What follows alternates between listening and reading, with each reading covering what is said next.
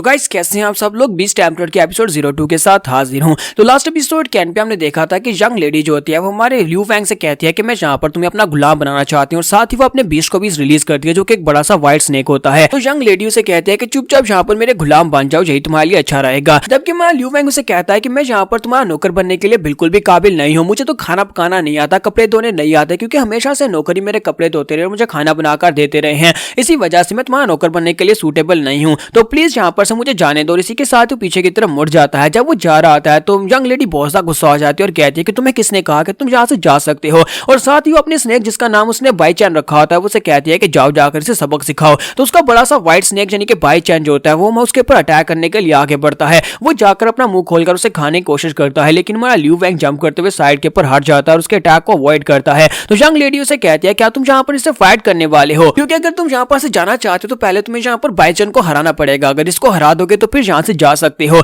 इसी के साथ ही हमारा ल्यू फैंग कहता है तो फिर मुझे भी यहाँ पर फाइट करनी पड़ेगी। तो इसी के साथ ही वो अपने पास से अपने दोनों बीस्ट को निकालता है। जैसे वो दोनों बीस्ट को निकालता है तो वो सो रहे होते हैं, तो वो उनसे कहता है कमीनों कहीं को जल्दी से उठ जाओ, मैं यहाँ पर मरने वाला हूँ, क्या तुम अपने नेम मास्टर को यहाँ पर मरता हुआ देखना चाहते हो। तो वो दोनों जल्दी से उठकर खड़े हो जाते हैं। तो ल्यू फैंग कहता है कि यही वक्त है, अब से मैं तुम्हारा नया मास्टर हूँ, अपने नए मास्टर को बचाने के लिए तुम्हें इस बड़े से स्नेक भाईचंद को मारना होगा, तुम्हें यहाँ पर अपने फुल स्किल्स को यूज करना होगा, जो भी स्किल्स तुम्हारे पास है मुझे दिखाओ। तो इसी के साथ ही वो दोनों भी बहुत ज्यादा पंप अप हो जाते हैं और बहुत से गुस्से के साथ जल्दी से आगे की तरफ जंप करते हैं। लेकिन इसी के साथ ही व्हाइट स्नेक जो होता है सबसे पहले उस पौधे को अपने मुंह में पकड़ लेता है, जबकि डॉगी साइड के ऊपर जंप कर जाता है। और ये देखकर ल्यू फैंग चिल्लाकर कहता है कि ये क्या, मेरी तो किस्मत ही फूटी हुई है। लेकिन जैसे ही वो उस पौधे को अपने मुंह के अंदर लेता है, इसी के साथ ही वो पौधा बीस्ट जो होता है अपनी बेलें निकालता है और इसी के साथ उसके मुंह को बाइंड कर लेता है। ना सिर्फ मुंह को बल्कि उसकी पूरी बॉडी को वहां पर पूरी तरह से बाइंड कर लेता है, बिल्कुल वही सेक्सी तरीके से जिस तरह उसने लड़की को वहां पर बाइंड किया था। जब वो उसे बाइंड कर लेता है तो इसी के साथ ही अब डॉगी जहां पर अपने स्किल्स दिखाने के लिए भागता हुआ आगे बढ़ता है और सीधा उसके मुंह की तरफ जंप करता है,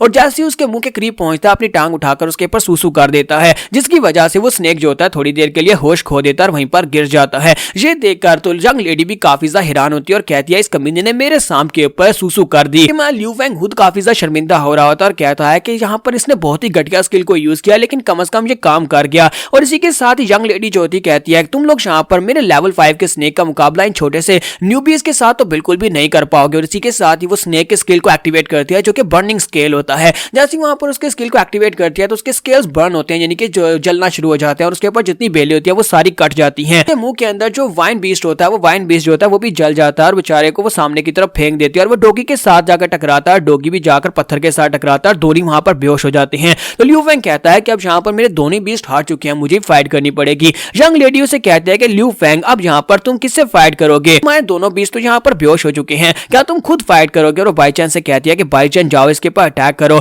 तो ल्यू फैंग जो होता है उसके मुंह को पकड़ लेता है, उसके दोनों जबड़ों को वहां पर पकड़ रहा होता है, लेकिन इसी के साथ ही बाई चांस पॉन्ड के अंदर गिर जाता है। जब वो पॉन्ड के अंदर गिर जाता है तो वो कहता है मैं इस तरह से यहाँ पर नहीं मार सकता, कभी मैं यहाँ पर एक महान बीस्ट टेम्पलर हुआ करता था और आज यहाँ पर एक छोटे से स्नेक के हाथ उसमें मार नहीं सकता। काश मेरी कुनपैंग मेरे पास होती, यानी कुनचैन मेरे पास होती। जब वो पानी के अंदर डूब रहा था तो उसी के साथ साइड के ऊपर से कुछ दिखाई देता है। वो देखने के बाद हमारा ल्यू फैंग काफी ज्यादा हैरान होता है और उसे झटका लगता है। जबकि बाहर की तरफ दिखाते हैं कि यंग लेडी कहती है कि मुझे लगता है कि तुम यहाँ पर अब हारने वाले हो, तो अभी भी तुम्हारे पास यहाँ पर मौका है, मेरे गुलाम बन जाओ, तुम्हारे लिए बेहतर रहेगा। तुम यहाँ पर सरेंडर करोगे या फिर तुम अभी भी यहाँ पर फाइट करना चाहते हो। तो इसी के साथ ही हमारा ल्यू फैंग जो होता है वहां पर जो पानी के अंदर उसे एक मछली मिलती है, वो एक मड फिश होती है, वो उसको टेम कर लेता है और उसको अपना बीस्ट बना लेता है और उसको यूज करता है। ये देखने के बाद वो लड़की यानी कि यंग मिस जो होती है वो देखकर काफी हैरान तो होती है कि इसने यहाँ पर मड फिश को टेम कर लिया। फिर साथ ही वो जोर जोर से हंसना शुरू कर देती है और कहती है तुम तो बहुत बड़े बेवकूफ हो, क्या तुम्हें नहीं पता कि इसको टेम करने का कोई फायदा ही नहीं है, ये सबसे बेकार बीस्ट है, जिस तरह का स्पिरिचुअल बीस्ट जो है ये किसी स्टूपिड के हाथ ही होगा जो कि इसको टेम करेगा। और साथ ही यंग लेडी उसे कहती है कि लगता है कि तुमने यहाँ पर स्टोरी के बारे में नहीं सुना।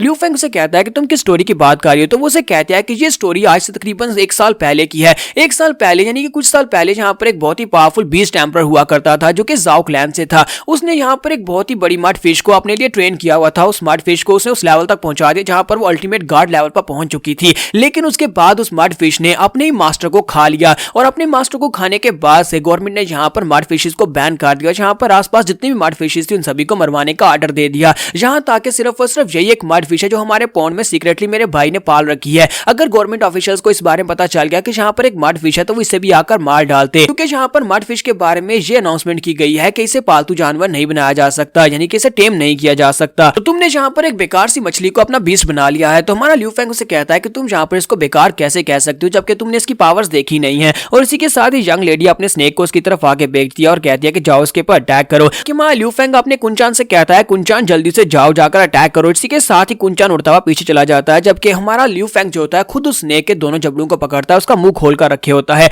और इसी के साथ उसकी मछली यानी मड फिश जो होती है वो उड़ती हुई सीधी जाकर उस स्नेक की पूंछ को पकड़ लेती है। वो उसकी पूंछ को अपने मुंह में डालकर वहां पर खड़ी होती है। ये देखकर तो यंग लेडी भी काफी हैरान होती है और कहती है कि ये फिश क्या करने की कोशिश कर रही है, मुझे लगता है कि यहाँ पर कोई मजाक हो रहा है, क्या ये यहाँ पर इसकी पूंछ को काट रही है। यंग लेडी कहती है कि मुझे लगता है कि अब यहाँ पर तुम्हारे ऊपर और ज्यादा टाइम वेस्ट करने की जरूरत नहीं है, अब तुम्हें यहाँ पर मरना होगा। और वो अपने बाई चांस से कहती है कि जल्दी से इसको मार डालो। और उसका बाई चांस जो होता है वो अपने दांत उसके हाथों के अंदर गड़ा रहा होता है। तो हमारे जो ल्यू फेंग होता है उसको भी काफी ज्यादा दिक्कत हो रही होती है उसके मुंह को वहां पर खोल कर रखने में। साथ ही वो अपने कुंचान से कहता है कुंचान चलो जल्दी से एक्टिवेट करो। वो डिवावरिंग मोड को एक्टिवेट करता है। जैसे वो छोटी मछली वहां पर डिवावरिंग मोड को एक्टिवेट करती है, वो उसको पूंछ से पकड़कर पहले खड़ी थी, इसी के साथ ही वो उसको खाना शुरू कर देती है। वो उसकी बॉडी को वहां पर निगल रही होती है क्योंकि उसकी डिवावरिंग पावर जो होती है वो काफी ज्यादा कमाल की होती है। वो पूरे के पूरे बाई चांस को अपने मुंह के अंदर निगल जाती है। एक छोटी सी मछली इतने बड़े स्नेक को खा जाती है। ये देखकर यंग लेडी को झटका लगता है, वो वहीं पर गिर जाती है और कहती है ऐसा कैसे हो सकता है, ऐसा कैसे हो सकता है, मेरा इतना बड़ा बाई चेन इस छोटी मछली ने कैसे खा लिया। हमारा ल्यू फेंग उसे कहता है कि अब तुम्हें समझ आई, तुम इसे यहाँ पर बेकार मछली कह रही थी, लेकिन ये बेकार मछली नहीं है बल्कि ये बहुत ही कमाल की मछली है। और इसी के साथ ही हमारा ल्यू फेंग पानी से निकलता है, जंप करते वहां पर से चला जाता है और उसे कहता है कि प्लीज मुझे माफ कर देना, तुम्हारे साथ जो कुछ भी हुआ वो एक गलत फहमी थी। जबकि यंग मिस वहीं पर जोर जोर से चिल्लाना शुरू कर देती है। तो कैप्टन और बाकी के गार्ड्स भागते वहां पर आते हैं और कहते हैं कि यंग मिस क्या हुआ। तो वो कहते हैं कि उस कमीने ल्यू फेंग ने मेरे बड़े से बाई चेन को मार दिया, मेरे बीस्ट को मार दिया और खुद यहाँ से भाग गया है, जल्दी जाओ जाकर उसको पकड़ कर लाओ। तो वो लोग कहते हैं कि यंग मिस हमें इजाजत दो, हम लोग अपने बीस्ट को यूज करना चाहते हैं। तो वो कहते हैं कमीनों कहीं के जल्दी से बीस्ट को यूज करो, वैसे भी बीस्ट को यूज किए बिना तुम उसे पकड़ नहीं पाओगे। वो सभी लोग अपने अपने बीस्ट को निकालते हैं और उसका पीछा करना शुरू करते हैं। जबकि हमारा ल्यू फेंग जो होता है बड़ी तेजी के साथ भागता हुआ जंगल की तरफ चला जाता है और कहता है जितनी पावर फिलहाल मेरे पास है इतनी पावर के साथ मैं इन सभी गार्ड्स का मुकाबला नहीं कर पाऊंगा। और मेरी मड फिश जो है वो तो भी लेवल 1 का बीस्ट है, उसके साथ तो मैं इन सभी को नहीं हरा सकता, मुझे भागकर ही जाना होगा। इस वक्त व्हाइट पैलेस की प्रिंसेस बहुत ज्यादा गुस्सा हो चुकी होगी और वो हर जगह मुझे ढूंढ रही होगी, मुझे इस शहर को ही छोड़कर जाना पड़ेगा। और इसी के साथ ही नेक्स्ट सीन जो होता है मैं स्पिरिट बीस्ट एक्सप्रेस का दिखाया जाता है। जैसे कि यहाँ पर लारी अड्डा होता है, बिल्कुल वैसे ही वहां पर एक अड्डा होता है जहां पर आप लोग जाकर बीस्ट को उधार ले सकते हैं, जिसके ऊपर आप सवारी करके दूसरे शहर में पहुंच सकते हैं। तो यहीं पर एक लड़का और लड़की आते हैं और वो लोग उसे कहते हैं कि हमें यहाँ पर दूसरे सिटी में जाना है, उसके लिए हमें एक स्पिरिट बीस्ट चाहिए जिसके ऊपर अच्छी सी सीटें हों। तो वो कहते हैं हाँ क्यों नहीं, हम लोग यहाँ पर आपको एक बहुत ही अच्छा बीस्ट देंगे जिसके ऊपर गद्दी भी लगी होगी। तो वहां पर वो एक स्कॉर्पियन को बुलाता है और स्कॉर्पियन के ऊपर 2 सीटें भी लगी होती हैं और साथ ही उसके ऊपर शीशे भी लगे होते हैं। तो वो उसे कहता है कि ये तुम्हारे लिए है, जाओ जाकर इसको राइड करो। और इसी के साथ ही वो बंदा उसे पैसे देकर जाकर उसके ऊपर बैठकर वहां से चला जाता है। और इसी के साथ ही वहां ल्यू फेंग भी भागता हुआ उस जगह के ऊपर पहुंच जाता है और उसे कहता है कि मास्टर प्लीज जल्दी से मुझे यहाँ पर एक बहुत ही तेज स्पिरिट बीस्ट दे दो। तो वो कहता है कि हाँ सर मैं आपको बीस्ट तो दूंगा, लेकिन पहले यहाँ पर आपको रजिस्ट्रेशन करवानी होगी, आपको अपनी फैमिली और अपना लेवल बताना होगा, तभी आपको बीस्ट मिल सकता है। तो यहाँ पर हम लोग अपनी एपिसोड 02 का एंड करेंगे और नेक्स्ट एपिसोड में देखेंगे क्या हमारा ल्यू फेंग यहाँ पर से एक बीस्ट किराए पर ले पाएगा या नहीं, क्योंकि इसके पास लेवल तो है ही नहीं और फैमिली का नाम शायद इसके पास ना हो। तो ये हम लोग नेक्स्ट एपिसोड में देखेंगे। तो एपिसोड की एक्सप्लेनेशन अच्छी लगी हो तो कमेंट करके जरूर बताइएगा, वीडियो को लाइक करना मत भूलिएगा। Thank you.